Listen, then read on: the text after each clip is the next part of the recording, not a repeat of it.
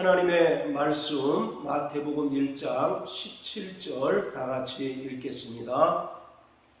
그런즉 모든 대수가 아브라함부터 다윗까지 14대요 다윗부터 바벨론으로 이거할 때까지 14대요 바벨론으로 이거한 후부터 그리스도까지 14대로라. 아멘. 성경은 족보의 이야기라고 할 만큼 많은 족보가 기록되어 있습니다. 창세기 4장에 보면 가인의 족보가 기록되어 있고, 열왕기상 1장부터 9장까지 보면 많은 족보가 기록되어져 있습니다. 그런가 하면 신약에서는 상대적으로 적게 기록되어져 있는데, 대표적으로 마태복음 1장에 예수님의 족보가 기록되어 있고, 또 누가복음 3장에는 예수의 모친 마리아를 중심으로 하는 예수님의 족보가 기록되어져 있습니다. 이처럼 성경에 많은 족보가 기록되어 있는 것은 결국 창세전에 계획하신 하나님의 경륜이 이 땅에서 구체적으로 어떻게 이루어졌는가를 역사적으로 보여주는 것입니다. 하나님께서는 창세전에 그리스도 예수 안에서 죄인들을 구원하시고 하나님의 아들로 삼으실 것을 계획하셨습니다. 그리고 예수 그리스도께서 이 땅에 말씀이 육신이 되어 오셔서 창세전에 계획하신 하나님의 경륜을 완벽하게 성취하셨는데, 그러한 일련의 과정들을 족보 이야기를 통해서 우리에게 설명해 주고 있습니다. 결국 족보는 예수님께서 이 땅에 오셔서 하나님의 뜻을 완성하시고 성취하신 것을 역사적인 사실로 우리에게 보여주고 있습니다. 그런데 유대인들은 성경에 기록된 족보 이야기를 통해서 허탄한 변론과 다툼을 일삼습니다. 그래서 사도 바울은 신화와 끝없는 족보에 창념하지 말라고 경고하고 있습니다. 자, 우리 디모데전서 1장을 다 같이 보시겠습니다. 디모데전서 1장 4절, 신화와 끝없는 족보에 창념치 말게 하려 함이라. 이런 것은 믿음 안에 있는 하나님의 경륜을 이룸보다 도리어 변론을 내는 것이라. 유대인들은 성경에 기록된 족보 이야기를 통해서 자신들만이 아브라함의 후손이고 또 하나님께서 선택하신 하나님의 백성이라는 사실을 강조합니다. 그리고 이방인들은 하나님의 언약 밖에 있던 외인이고 또 하나님과 상관없는 민족이라는 사실을 강조함으로 인해서 유대계 그리스도인과 또 이방인 그리스도인 사이에 이러한 족보 이야기를 통해서 논쟁이 벌어지게 되고 다툼이 벌어지게 됨으로써 교회가 소란할 수밖에 없는 그러한 상황이었습니다. 따라서 바울은 성경에 나타난 족보 이야기를 통해서 혈통적 우월성을 자랑하지 말고 이 족보를 믿음의 눈으로 바라봐야 한다는 것입니다. 그리고 믿음의 눈으로 바라볼 때 이 족보 이야기는 하나님의 경륜이 이루어지는 것을 우리에게 보여주고 있다라는 사실을 설명하고 있습니다. 자, 또 디도서 3장입니다.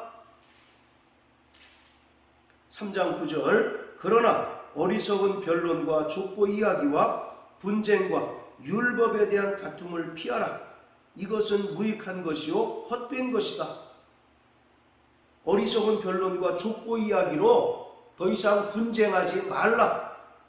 이것은 무익하고 다 헛되다라고 말씀합니다. 왜냐하면 예수님께서 이 땅에 오심으로 말미암아 하나님의 경륜이 완벽하게 성취되었기 때문입니다. 따라서 신약의 구약보다 족보 이야기가 훨씬 제한적으로 기록되어져 있는 것은 이미 예수님께서 하나님의 경륜을 완벽하게 성취하셨기 때문이라는 것입니다. 그래서 더 이상 족보 이야기는 무익한 것이기 때문에 그것으로 다툼과 논쟁을 일삼지 말라고 바울은 강력하게 이야기하고 있습니다. 오늘 마태복음 1장에 보면 예수님의 족보가 나옵니다. 누가복음 3장에도 예수님의 족보가 나오는데 그것은 예수님의 모친인 마리아를 중심으로 하는 목의 중심의 족보입니다. 이것은 창세기 3장 15절에 하나님께서 말씀하신 것처럼 예수 그리스도께서 여인의 후손으로 오신 인자이심을 강조하고 있는 것입니다. 그가 사람으로 오셨지만 근본 하나님의 아들로서 죄가 없는 분이라는 사실을 강조하기 위해서 목의 중심의 족보를 기록하고 있습니다. 반면에 마태복음 1장 1절에는 아브라함과 다윗의 자손 예수 그리스도의 세계라 이렇게 설명합니다. 즉 예수님께서는 아브라함과 다윗의 혈통을 통해서 이 땅에 오신 분이라는 것입니다. 그리고 예수님께서는 아브라함과 다윗에게 하나님께서 주셨던 그 언약을 성취하기 위하여 이 땅에 오신 분이심을 강조하고 있습니다. 자, 그런데 중요한 것은 17절에 기록한 것처럼 아브라함부터 예수님까지 모두 42세대로 기록되어 있습니다. 그런데 이 42세대를 3등분으로 나눠서 아브라함부터 다윗까지 14대로 그리고 다윗부터 바벨론으로 이거할 때까지 또 14대 그리고 바벨론으로 이거한 후부터 예수님까지 14대로 3등분해서 기록하고 있는 것을 볼 수 있습니다. 여기서 14라고 하는 숫자가 강조되고 있는데 이것은 예수님께서 다윗과 같은 강력한 왕으로 이 땅에 오신 분이심을 강조하고 있습니다. 유대인들은 지금도 다윗과 같은 왕권을 가지신 메시아를 소망합니다. 그래서 다윗과 같이 강력한 왕으로 메시아가 이 땅에 오셔서 이방인들의 압제 가운데서 이스라엘을 구원하고 하나님의 백성들을 보호해 줄 것을 지금도 간절히 소망하고 기도합니다. 따라서 마태는 유대인이기 때문에 이러한 유대인들의 마음을 잘 헤아려서 예수님께서 이 땅에 유대인의 왕으로 그리고 만왕의 왕으로 오신 메시아이심을 족보를 통해서 설명하고 있습니다. 14라고 하는 숫자는 다윗의 이름을 숫자로 환산한 것입니다. 다윗이라고 하는 이름은 헬라어로 히브리어로 다비드인데 이것을 숫자로 환산하면 14가 됩니다. 헬라어도 그렇고 히브리어도 그렇고 그 자음에는 각각 고유한 숫자 값이 주어집니다. 그래서 히브리어로 다비드는 디귿에 해당하는 히브리어는 숫자 값이 4입니다. 그리고 비읍에 해당하는 히브리어는 숫자 값이 6입니다. 그래서 464가 되어서 다윗의 이름은 숫자 14로 표현될 수 있습니다. 그래서 굳이 마태는 아브라함부터 예수님까지의 그 족보를 42대로 한정해서 기록하고 그것을 또 3등분해서 14대씩 나눈 것은 예수님께서 이 땅에 다윗과 같이 유대인의 왕으로 또 만왕의 왕으로 오신 분임을 설명하고 있습니다. 자, 그런데 여기서 중요한 것은 12절부터 16절까지 보면 14대가 아니라 13대로 기록된 것을 볼 수가 있습니다. 12절만 읽어봅니다. 바벨론으로 이거한 후에 여고냐는 스알디엘을 낳고 스알디엘은 스룹바벨을 낳고 이렇게 기록되어 있는데 12절에 기록된 여고냐라고 하는 인물은 구약의 여호야긴의 다른 이름입니다. 그런데 여고냐는 분명히 11절에서 요시야는 여고냐와 그의 형제를 낳았다라고 기록함으로써 이미 여고냐는 11절에 기록되어 있습니다. 그래서 12절부터 16절까지 해서 예수님까지의 세대수를 계산할 때 스알디엘부터 셈을 해야 맞습니다. 그렇게 되면 정확하게 13대입니다. 아니 분명히 성경에는 14대씩 3등분해서 기록했다라고 말하고 있는데 실제로 바벨론으로 이거한 후부터 예수님까지를 계산해 보면 13세대인 것을 볼 수 있습니다. 그렇다면 정황부호한 하나님의 말씀이 오류가 발생한 것일까요? 여기에는 예수님의 놀라운 사랑과 은혜가 담겨져 있습니다. 예수님 이후에 고의로 한 세대를 공백으로 남겨둔 것입니다. 그것은 예수님의 그 은혜를 믿음으로 말미암아 구원받은 하나님의 백성들, 구원받은 성도들이 그 과로를 채우도록 예수님께서 크신 사랑으로 배려를 하신 것입니다. 그래서 성경은 생명책에 기록된 자들이, 생명책에 그 이름이 기록된 자들이 복이 있다라고 말씀하고 있습니다. 구약의 유대인들은 하나님 앞에 있는 기념책에 그 이름이 기록되지 않은 것을 가장 큰 저주로 생각을 합니다. 말라기서 3장 16절을 다 같이 읽겠습니다. 그때에 여호와를 경외하는 자들이 피차에 말하매 여호와께서 그것을 분명히 들으시고 여호와를 경외하는 자와 그 이름을 존중히 생각하는 자를 위하여 여호와 앞에 있는 기념책에 기록하셨느니라. 하나님께서 여호와를 경외하는 자와 하나님의 이름을 존중히 여기는 자를 하나님 앞에 있는 생명책에, 기념책에 그 이름을 기록하셨다라고 말씀하고 있습니다.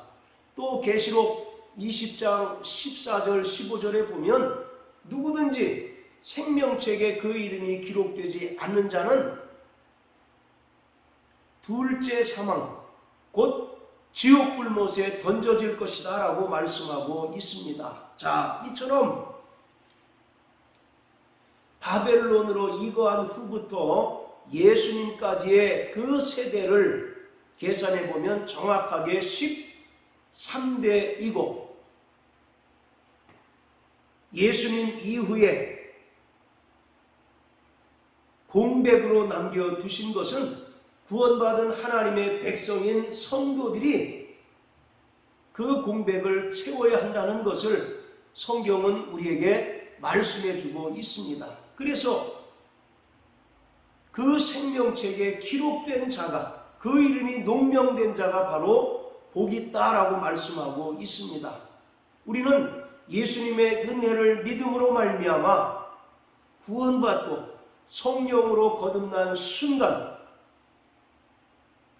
우리의 이름이 생명책에 기록된 것을 확신합니다. 왜냐하면 생명책에 기록되어 있는지 여부가 영원한 하나님의 나라에 들어갈 자인지 아니면 둘째 사망, 지옥 불못에 던져질 자인지를 구분하는 중요한 기준이 되기 때문입니다. 이처럼 하나님을 경외하고 또 하나님의 이름을 존중하는 하나님의 백성들의 이름을 하나님께서는 하나님 앞에 있는 기념책, 곧 생명책에 기록하셔서 그러한 자들을 영원한 하나님의 나라로 인도하시고 그곳에서 하나님과 더불어 영생을 누리며 살아가게 합니다.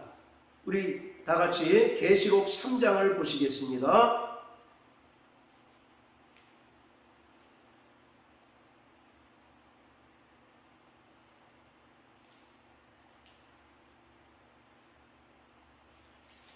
자, 계시록 3장 5절입니다. 이기는 자는 이와 같이 흰 옷을 입을 것이요 내가 그 이름을 생명책에서 반드시 흐리지 아니하고 그 이름을 내 아버지 앞과 그 천사들 앞에서 시인하리라. 할렐루야. 이기는 자는 반드시 흰 옷을 입을 것이다 라고 말씀합니다. 여기서 흰 옷이라고 하는 것은 계시록 19장 7절 8절에 기록한 것처럼 어린 양의 혼인잔치에 참여한 성도들이 입는 빛나고 깨끗한 세마포, 즉 성도들의 착한 행실입니다. 그리고 또 이기는 자들에게는 그 이름을 생명책에서 반드시 흐리지 아니하고 그 이름을 내 아버지 앞과 그 천사들 앞에서 시인하겠다라고 예수님께서 말씀하십니다. 따라서 우리는 일평생 하나님을 경외하고 또 하나님의 이름을 존중하며 영원한 하나님의 나라를 소망하며 믿음으로 끝까지 살아가는 자들이 되어야 합니다. 자, 또 계시록 20장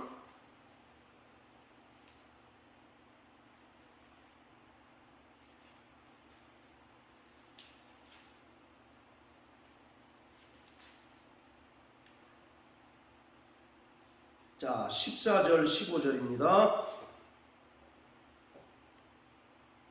사망과 음부도 불못에 던지우니 이것은 둘째 사망 곧 불못이라. 누구든지 생명책에 기록되지 못한 자는 불못에 던지우더라.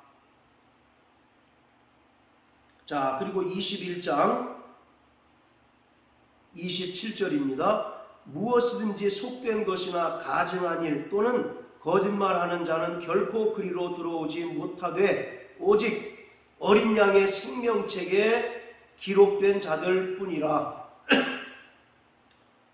이처럼 생명책에 기록된 자들만 새 예루살렘 성에 들어갈 수 있고 또 영원한 하나님의 나라에 들어가서 하나님의 나라를 상속받고 그곳에서 영원히 하나님 아버지와 더불어 영생을 누리며 영원히 살게 됩니다. 그러므로 오늘 우리의 이름이 하나님의 생명책에 기록된 것을 믿고 감사하는 자 되시길 주의 이름으로 축복합니다.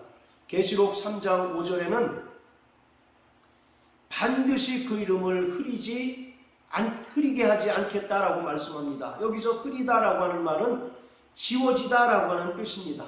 오늘 우리는 하나님께서 그 아들 예수 그리스도를 통하여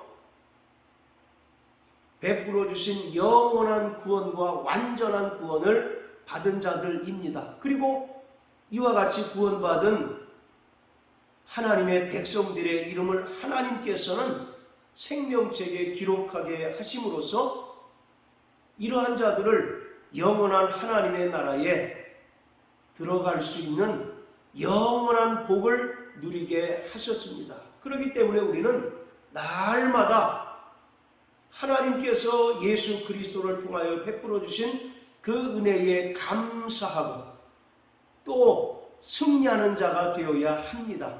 이기는 자에게는 하나님께서 흰옷을 입게 하실 뿐만 아니라 그 이름을 생명책에 기록하여 반드시 흐리지 않게 하시겠다라고 말씀하고 있습니다.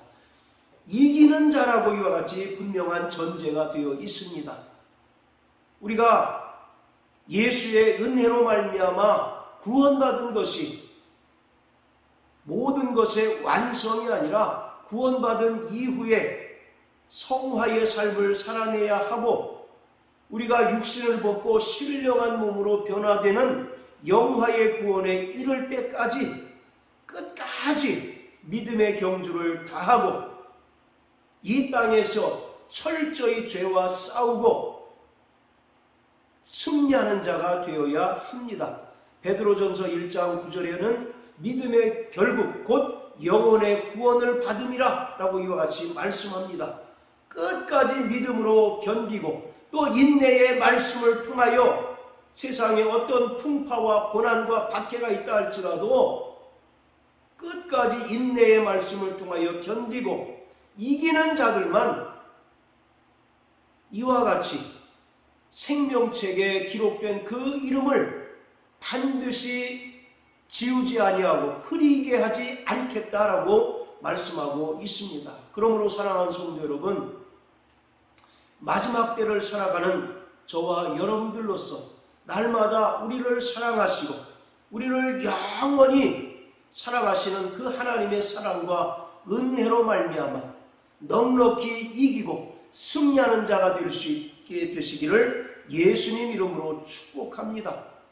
우리는 수많은 영적인 싸움을 싸우는 그리스도 예수의 좋은 군사들인데 하나님께서 우리를 사랑하신 그 사랑으로 말미암아 우리는 모든 영적인 싸움에서 넉넉히 이기며 승리할 수 있습니다. 이렇게 승리한 자들만이 하늘의 영광을 누리게 하고 하늘의 영광을 소유하게 한다는 사실을 깨달으셔서 날마다 이기는 자, 날마다 승리하는 자 되시길 예수 이름으로 축복합니다. 할렐루야.